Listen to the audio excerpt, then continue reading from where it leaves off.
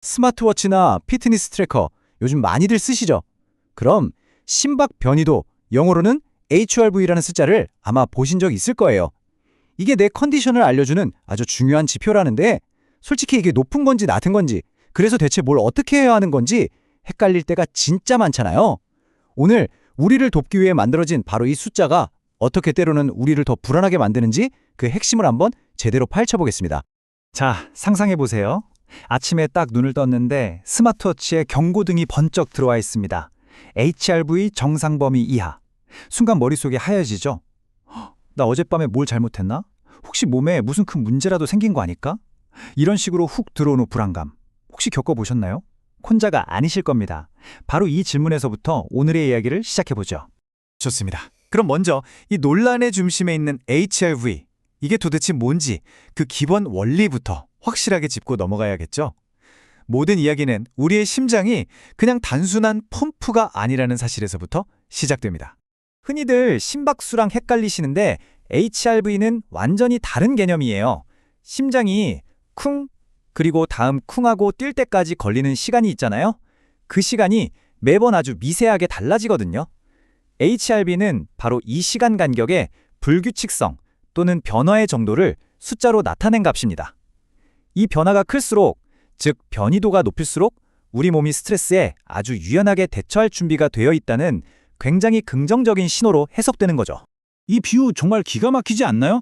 기계처럼 한치의 오차도 없이 똑같이 뛰는 메트로놈 같은 심장보다 변화무쌍한 상황에 맞춰서 리듬을 자유자재로 바꾸는 노련한 재즈 드러머의 심장이 훨씬 더 건강하다는 뜻입니다. 이 변화야말로 우리 몸이 진짜 살아있다는 증거고 또 뛰어난 적응력의 상징인 셈이죠. 이 심장의 리듬을 지휘하는 건 바로 우리 몸의 자율신경계입니다. 보시는 것처럼 위기 상황에서 몸을 각성시키는 교감신경, 말하자면 엑셀러레이터가 있고요. 또 몸을 차분하게 쉬게 하고 회복시키는 부교감신경, 즉 브레이크가 있습니다. HRV는 바로 이 엑셀이랑 브레이크가 얼마나 민첩하게 또 균형 있게 작동하는지를 보여주는 뭐랄까 우리 몸의 퍼포먼스 리포트 같은 거라고 보시면 돼요. 자, 이제 이론은 이쯤 하고요. 지금부터 진짜 흥미로워집니다. 이 HRV 해석을 둘러싼 논쟁의 한복판으로 직접 한번 들어가 보죠. 아주 건강하게 살아온 70대 남성의 정말 충격적인 HRV 데이터를 통해서 같은 숫자를 두고 얼마나 다른 이야기가 나올 수 있는지 생생하게 보여드릴게요. 이분은요, 운동과 식단 관리를 정말 철저히 하는 누가 봐도 자기관리 끝판왕이신 분이었어요. 그런데 이상하게도 지난 3년 동안 측정한 HRV 데이터를 보면 마치 심각한 만성질환을 앓고 있는 사람처럼 최악의 수치를 기록했다는 거죠. 건강한 생활과 최악의 데이터. 이 모순은 대체 어디서 온 걸까요? 이 데이터를 한번 보세요. 와, 이 숫자들 각 항목이 정확히 뭘 의미하는지 다 아실 필요는 없어요. 핵심만 딱 짚어드릴게요. 자율신경 조절 능력을 보여주는 SDNN이라는 수치는 정상치의 절반 수준이고요. 총 활성도를 나타내는 TP는 정상치의 4분의 1에도 미치지 못합니다. 그러니까 숫자만 딱 놓고 보면 이분 몸은 거의 방전 직전의 스마트폰 배터리 같은 상태로 보이는 거죠. 이 충격적인 데이터를 본 첫 번째 해석은 기능의학계에서 나왔습니다. 그들은 이 숫자를 보고 아주 심각하고 어떻게 보면 꽤나 공격적인 진단을 내놓게 됩니다. 바로 부신 번아웃이라는 진단명이었죠. 진단은 아주 단호했습니다. 부신피로 최종 4단계.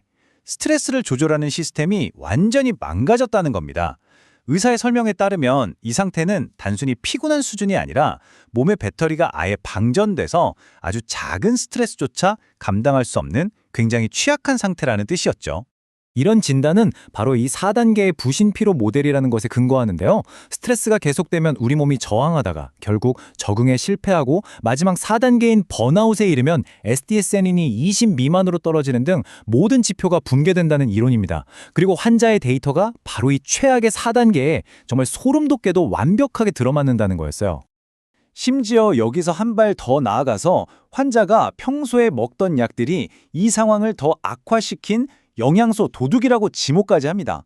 당뇨약은 에너지 비타민 B12를, 고지혈증약은 세포 에너지원인 코엔자임 Q10을 고갈시키고 갑상선약은 이미 지친 몸의 엔진을 막 과열시켜서 부신을 더 빨리 바닥나게 만들었다는 그런 분석이었죠. 자, 여기까지 들으시면 정말 심각하게 들리죠? 그런데 이제 잠시 숨을 고르고 완전히 다른 시각을 들어볼 시간입니다. 이렇게 심각한 진단에 대해서 주류 임상의학계에서는 훨씬 더 신중하고 보수적인 반론을 제기합니다. 바로 이 슬라이드가 이 논쟁의 핵심입니다. 한쪽에서는 몸이 완전히 망가진 번아웃 상태다라고 말하는 반면 다른 한쪽에서는 아니, 여러 가지를 고려하면 그렇게 걱정할 일이 아닐 수도 있다라고 말하는 거죠. 어떻게 같은 데이터를 보고 이렇게 180도 다른 해석이 나올 수 있는 걸까요? 두 번째 의견은 우리가 놓치고 있던 아주 중요한 세 가지 맥락을 짚어줍니다. 첫째는 노화입니다. 70대에는 HRV가 젊은 시절의 절반까지 떨어지는 게 지극히 자연스러울 수 있다는 거예요. 둘째, 개인차. 애초에 이 환자의 정상 범위가 남들보다 낮았을 수도 있다는 거죠. 그리고 셋째, 이게 정말 흥미로운 지점인데 바로 노세보 효과라는 겁니다. 그러니까 나쁜 숫자를 보고 나 몸이 안 좋은가 봐 하고 걱정하는 그 스트레스 자체가 진짜로 몸에 영향을 줘서 숫자를 더 나쁘게 만들 수 있다는 거죠. 생각이 몸을 바꾸는 거예요. 그래서 두 번째 의사의 조언은 정말 파격적이었습니다.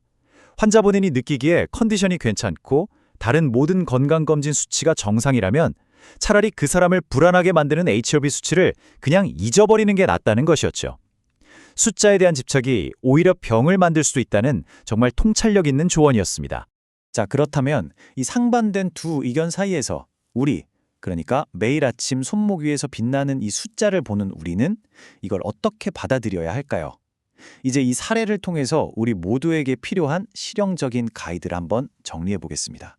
핵심은 딱 네 가지입니다. 첫째, 하루 이틀 수치에 일희일비하지 마시고 몇 주, 몇 달간의 장기적인 추세를 보세요. 둘째, 숫자보다 내 몸의 실제 감각을 더 믿으세요. 셋째, 나이에 따른 자연스러운 변화를 받아들이시고요. 마지막으로 나이, 내가 먹는 약, 생활 패턴 같은 나만의 개인적인 맥락 안에서 이 숫자를 해석하는 지혜가 꼭 필요하다는 겁니다. 결국 우리는 이 한 문장을 꼭 기억해야 합니다. HRV는 우리 몸의 상태를 알려주는 아주 유용한 나침반이지만 우리가 무조건 도달해야만 하는 절대적인 목적지는 아니라는 것. 나침반이 북쪽을 가리킨다고 무작정 그쪽으로만 뛰어가다가는 절벽을 만날 수도 있잖아요. 주변 지형, 그러니까 내 컨디션을 잘 살피면서 방향을 잡는 똑똑한 도구로 써야 한다는 거죠. 오늘 이야기는 우리에게 아주 근본적인 질문 하나를 던지는 것 같아요. 매일같이 쏟아지는 이 수많은 건강 데이터 속에서 우리는 정말 더 건강해지고 있는 걸까요? 아니면 그저 걱정해야 할 숫자만 늘려가면서 새로운 종류의 불안과 싸우고 있는 건 아닐까요? 아마 그 답은 우리가 이 데이터를 지배할 것인가 아니면 이 데이터에 지배당할 것인가 바로 그 선택에 달려있지 않을까요?